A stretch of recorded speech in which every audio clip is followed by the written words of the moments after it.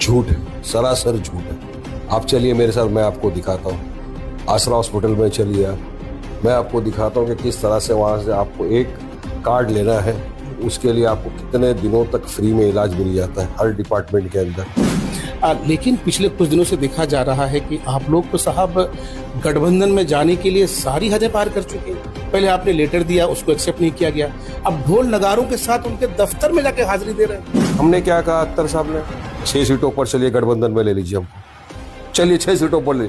मगर ये चाहते नहीं है कि मुसलमानों की लीडरशिप पैदा हो, ये चाहते नहीं है कि कोई हक पर आवाज बुलंद करने वाला यहाँ आए। बस इनको दरी बिछाओ जो लोग है वो इनको पसंद है। मैं आपके चैनल से असदुद्दीन ओवैसी साहब को अपील कर रहा हूँ कि मैं इत्तेहाद के लिए तैयार हूँ, मेरी कोई शर्त नहीं है। मैं ये तक बोल रहा हूँ कि हमारे को एमएलए एमपी बनने की कोई ख्वाहिश नहीं है। जो भी दारुसलाम में मजलिस का सदर बनेगा, हम उनकी जूतियों के बाजू बैठकर हम कौम की खिदमत करने के लिए तैयार हैं। जाके बैठ जाओ जूतों के अंदर, क्यों नहीं बैठते जाके? या बकवास करने से अच्छा है, अरे आपके अंदर अगर थोड़ा सा ये, आप हैदराबाद में जाओ, बात करो, बैठो ना जूतों में बैठो। आपको तो पैरों के अंदर बैठ जाना चाहिए। हैदराबाद के अंदर जो काम किया आप लोगों के लिए, जो ओवैसी ब्रदर्स ने हॉस्पिटल के जरिए, कॉलेज के जरिए, इंस्टीट्यूशंस के जरिए जो काम कर रहे हैं, उसके तो आप दूर दूर तक कहीं दिखाई भी नहीं दे रहे हो। पर आप बैठ के बात करना अलग बात है, इम्प्लीमेंटेशन जब देखते हैं तो इंसान के पेट में दर्द। और मजलिस के कद्दावर लीडर और राष्ट्रीय प्रवक्ता जनाब वारिस पठान साहब इस वक्त किशनगंज की धरती पर मौजूद हैं। इस वक्त हमारे साथ मौजूद हैं। सर, बहुत बहुत स्वागत है आपका सर। और पहला मेरा सवाल यही है कि कल के कार्यक्रम को लेकर के अवाम के लिए क्या पैगाम है? देखिए, कल का जो प्रोग्राम है ये हमारे पार्टी के प्रेसिडेंट बैरिस्टर असदुद्दीन ओवैसी साहब के लिए, जो लोगों के दिल में मोहब्बत है, मजलिस के लिए जो लोगों के दिल में मोहब्बत है, अख्तर साहब, आदिल भाई के लिए जो लोगों के दिल में मोहब्बत है, उसका ये मुजाहरा है कि कल पूरे सीमांचल के लोग, बिहार के मुख्तलिफ इलाकों के लोग सब आने वाले हैं और पार्टी को ज्वाइन करने वाले हैं। एक मोहब्बत का ये इनका मुजाहरा है कि हम देखिए पार्टी ज्वाइन कर रहे हैं। तो पूरी तादाद के अंदर, भरी तादाद में कल लोग आएंगे, ज्वाइन करेंगे। मुझे मेरे पार्टी प्रेसिडेंट असद साहब ने कहा कि आप भी जाइए इसके अंदर। अख्तर साहब ने बुलाया, मैं हूँ, मुझे खुशी है इस बात की। मैं शुक्रगुजार हूँ हमारी पार्टी का कि जिन्होंने मुझे इस इतने बड़े अफसर के ऊपर आने का एक मौका दिया। और यकीन मानिए कल लोगों को पता चल जाएगा, काफी लोगों के पेट में दर्द शुरू हो जाएगा, काफियों की तो नींद उड़ जाएगी कि ये क्या हो रहा है सीमांचल किशनगंज के अंदर, कि हजारों की तादाद के अंदर लोग जुड़ रहे हैं मजलिस के साथ। क्योंकि हक इंसाफ की लड़ाई है, देखिए लीडरशिप की लड़ाई है, ये एकता जो हम बात कर रहे हैं, सेकुलरिज्म की, इंसाफ की, संविधान बचाने की, उसकी लड़ाई है हम जो लड़ रहे हैं यहाँ पे। और पहले भी मजलिस को काफी मोहब्बत से नवाजा गया। यहाँ पे आपने देखा 6 एमएलए हमारे जीते, 5 एमएलए थे, उसमें 4 चले गए बाद में हमारे छोड़ के, जो बिक गए, अपने जमीर का सौदा कर दिया और राजद ने उनको खरीद लिया। तो तमाम चीज का मुझे बदला लेना है। वारिस भाई, एक नॉन पॉलिटिकल क्वेश्चन है मेरा। हमने देखा है कि जब जब चुनाव आता है तो आप कहीं ना कहीं एमआईएम के जो लीडर हैं उनके कैंपेन में आते हैं।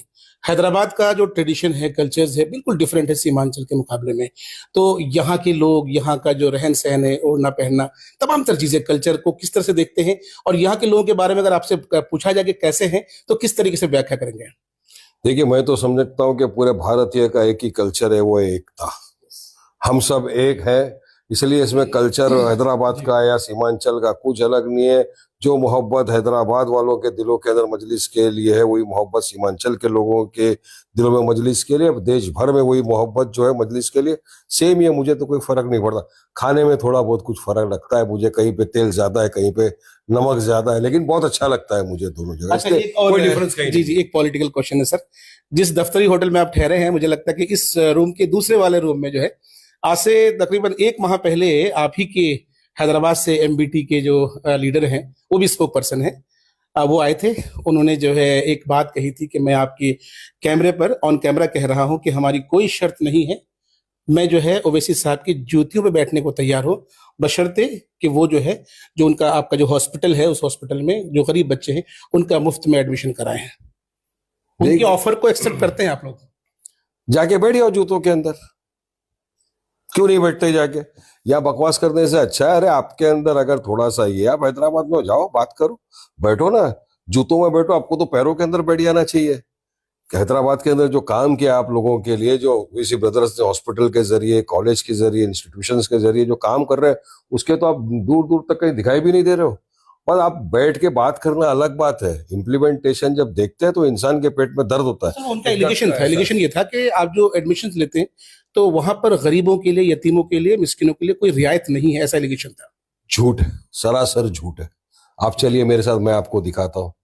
आसरा हॉस्पिटल में चलिए आप, मैं आपको दिखाता हूँ कि किस तरह से वहां से आपको एक कार्ड लेना है, उसके लिए आपको कितने दिनों तक फ्री में इलाज मिल जाता है हर डिपार्टमेंट के अंदर।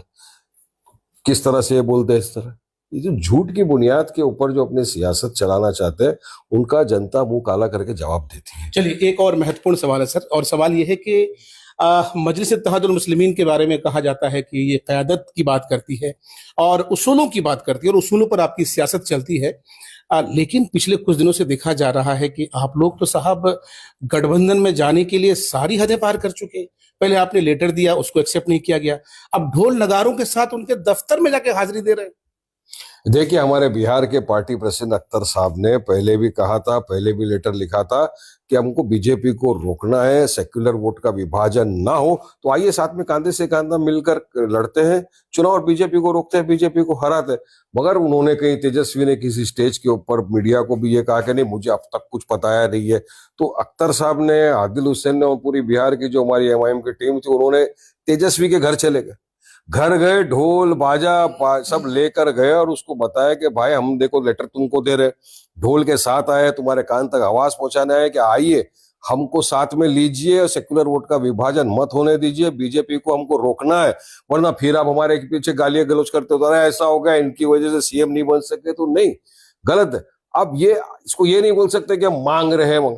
हमने क्या कहा अख्तर साहब ने, 6 सीटों पर चलिए गठबंधन में ले लीजिए हमको, चलिए 6 सीटों पर ले। मगर ये चाहते नहीं है कि मुसलमानों की लीडरशिप पैदा हो, ये चाहते नहीं है कि कोई हक और आवाज बुलंद करने वाला यहाँ आए। बस इनको दरी बिछाओ जो लोग है वो इनको पसंद है, तो गए वो जाके बोले उनको।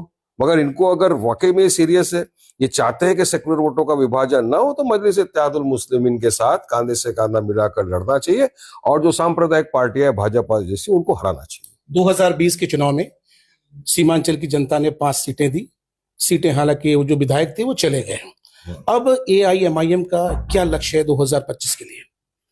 देखिए, अब वो जो चले गए उन्होंने तो अपने जमीर का सौदा कर दिया, बिक गए, उनको आरजेडी ने खरीद लिया, तो अब उनको ऊपर जवाब देना और सीमांचल की जनता भी उनको जवाब देगी। हमारा लक्ष्य है, पार्टी का लक्ष्य ये है कि हम अच्छी रीत से यहाँ पे सीटों पे लड़े और हर पार्टी का ये रहता है कि हमारे उम्मीदवार कामयाब हो। हम अल्लाह से दुआ करते हैं कि अल्लाह सुब्हानहू व तआला हमारे उम्मीदवारों को कामयाब करे। और जो मैं देख रहा हूँ आज किशनगंज में, आसपास में, तो मुझे लग रहा है वाकई में पब्लिक के दिल में जो पहले मोहब्बत थी उससे और ज्यादा मोहब्बत बढ़ी है।